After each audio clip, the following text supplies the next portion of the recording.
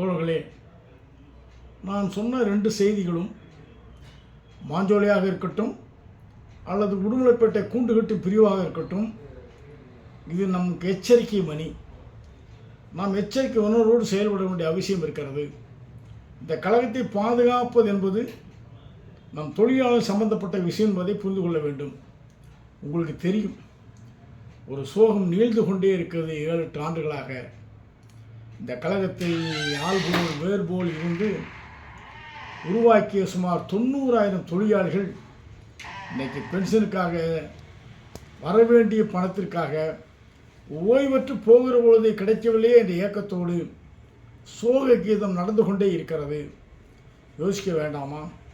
அன்றைக்கே சிஐடி சொன்னது, இந்த 2003க்கு பிறகு இந்த பென்ஷன் ஸ்கீம் வந்துவிட்டால் இது ஆபத்தை நோக்கி போகும், இந்த ஆபத்திலிருந்து விடுபட வேண்டிய அவசியம் என்று சுமார் 20-25 ஆண்டுகளுக்கு முன்னாடியே சிஐடி சொன்னது.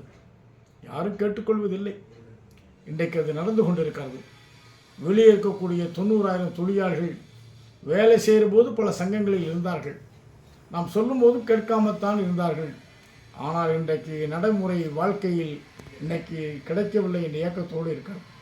இன்றும் கூட நமக்கு டிஏ கிடைக்கணும், அரியர் கிடைக்கணும், செட்டில்மெண்ட் பெனிஃபிட் சேர்க்கணும் என்று கோரிக்கை இருக்கிறது, இல்லை என்று சொல்லவில்லை. ஆனால் பென்ஷனே கேள்விக்குறி என்பதை நம்முடைய ஓய்வு பெற்ற தோழர்கள் தயவு செய்து புரிந்து கொள்ள வேண்டும். இன்றைக்கி பட்ஜெட்டில் ஒதுக்கி அந்த நிதியை கொடுப்பதில்லை, மாறாக ஸ்டூடெண்ட் சப்சிடியில் தான் அது கொடுத்துட்டு இருக்கிறாங்க. இதுக்கு ஆபத்து எப்போ வருமோ என்ற கவலை இருக்கிறது. எனவே தான் சிஐடி எச்சரிக்கை செய்கிறது. இந்த சூழலில் இந்த பென்ஷன் விஷயத்தில் தொழிலாளிகளுக்கு மட்டுமல்ல, ஓய்வு பெற்ற அதிகாரிகளும் அதிகாரத்தோடு இருந்தவர்களும் நான் போராடிய போது அதை தடுத்தவர்களும் கூட அனுபவத்தை கற்றுக்கொண்டு இன்றைக்கி சிஐடியோடு இணைந்து போராடுகிற காட்சியை பார்த்து கொண்டு இருக்கிறோம். அப்போ ஓய்வு பெற்ற தொழிலாளிக்கு பென்ஷன், இன்றைக்கு 2003க்கு பிறகு சேர்ந்த தொழிலாளிக்கு பென்ஷன் உத்தரவாதம் என்ற சூழலோடு இணைத்து கொண்டு இந்த கழக வளர்ச்சியில் அதுவும் ஒரு பகுதி இருக்கிறது என்ற அடிப்படையில் வர வேண்டிய அவசியம் இருக்கிறது. அதிகாரிகள் இணைந்து வர வேண்டும்.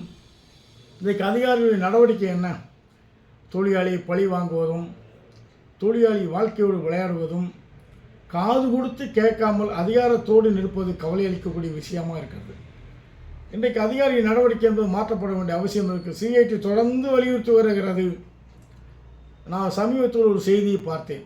என்ன செய்தின்னு சொன்னால், நீங்கள் தேனி, பெரியகுளம் இந்த பகுதிகளில் 1812 to 28 வரை அதில் பணிபுரிந்த அந்த ஆட்சியர், ப்ரௌஸ் பீட்டர் என்று சொல்லக்கூடிய அந்த ஆட்சியர் நல்ல மனுஷன். அவர் யானை தொந்தரவு மற்ற மிருகங்கள் தொந்தரவெல்லாம் விரட்டி அந்த உழைப்பாளி மக்களை பாதுகாத்து வந்தார். அதனால்தான் அந்த உழைப்பாளி மக்கள் அவருக்கு பாண்டியன் பீட்டர் என்று பெயர் வைத்தார்கள். செய்து வந்தார். அதிகாரி சொன்னார் இந்த மாதிரி நம்முடைய கஷ்டப்படுகிற சிரமப்படுகிற 1-2 தொழிலாளிகளுக்கு அல்லது சில நபர்களுக்கு உதவி செய்ய வேண்டும் என்று தன்னுடைய நிதியிலிருந்து கொடுக்க வேண்டும் என்று உத்தரவு போட்டார். அப்படி செய்த அதிகாரி திடீரென்று தற்கொலை செய்து கொண்டார். சில ஆண்டுகள் கழித்து அவர் ஒரு கடிதம் எழுதி வைத்திருந்தார்.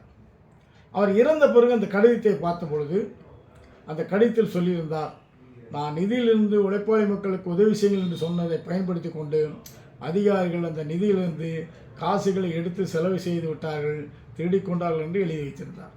அதன் மீது வழக்கு நடந்தது. நடந்த பிறகு 7,74,000 ரூபாய் அப்படி களவாடப்பட்டிருக்கிறது என்று சொல்லி 5 அதிகாரி மீது நடவடிக்கை எடுக்கப்பட்டு அது பறிமுதல் செய்யப்பட்டது. இவரும் இந்த நிதியிலிருந்து எடுத்து உதவி செய்தார். ஆக இவருடைய நிதியாக 1 லட்சம் ரூபாயும் ஒரு 10,000 ரூபாய்க்கு உண்டான நகையும் அவரிடமிருந்து பெறப்பட்டது. அதிகாரிகள் அவர் எழுதி வைத்த குறிப்பில் அப்படித்தான் அதிகாரிகளுக்கு கீழே தவறான நடவடிக்கைகள் செய்கிறார்கள் என்று 1828 இந்த சம்பவம் நடந்திருக்கிறது. இன்றைக்கும் போக்குவரத்து கழகம் அப்படித்தான். நம்முடைய அதிகாரிகள் நடவடிக்கை என்பது கவனக்குறைவாக அல்லது வேறு விதமாக இந்த கழகத்தை சீரழிக்கிற நடவடிக்கை அவர் அறியாமலே செய்து கொண்டிருக்கிறார்கள். நியாயம்தானா? எனவே தான் தோழர்கள் உங்களுக்கு ஒரு விஷயத்தை சொல்கிறேன். இன்றைக்கு அதிகாரிகள் புரிந்து கொள்ள வேண்டும். புரிந்து கொண்டு இந்த போக்குவரத்து கழகத்தை பாதுகாக்க வேண்டிய அவசியம் இருக்கிறது.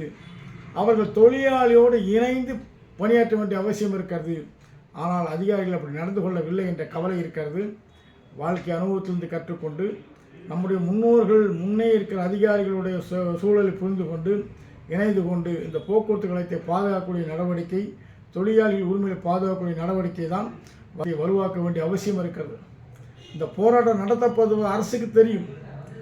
ஏன் கிளைகளில் இந்த போராட்டத்தை வருத்தி நடத்துகிறோம்? தொழிலாளிகள் விழிப்புணர்வு உருவாக்கப்பட வேண்டும்.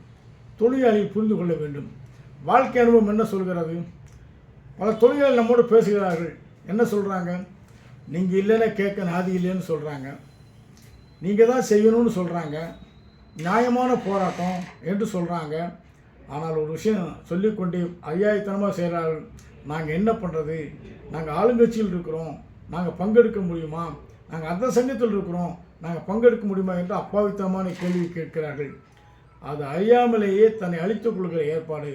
தயவு செய்து தொழிலாளிகள் சங்கங்களை மறந்து, தன்னுடைய தலைமையை மறந்து, ஒன்றுபட்ட தொழிலாளியாக நின்று இந்த போக்குவரத்து கழகத்தை பாதுகாப்பது, அதன் உரிமைகளை பாதுகாப்பது என்ற அடிப்படையில் வருகிற துவக்க வேண்டும். நிறைய கோரிக்கைகள் இருக்கிறது, கவலைகள் இருக்கிறது. எங்கே தீர்ப்பது? முன்மாதிரியாக செயல்பட வேண்டிய அரசே இப்படி செய்வது குறித்து கவலைப்பட வேண்டிய அவசியம் இருக்கிறது. ஆகவே அரசையும் நிர்வாகத்தையும் அதிகாரிகளும் ஒழுங்குபடுத்த போராட்டத்தில் இது ஒரு மையப்புள்ளி என்பதை மறந்துவிடக்கூடாது. எனவே தான் இது வெற்றிகரம் ஆக்குவதற்கு நீங்கள் அனைவரும் கரங்கோர்க்க வேண்டும் என்று அன்போடு கேட்டுக்கொள்கிறேன்.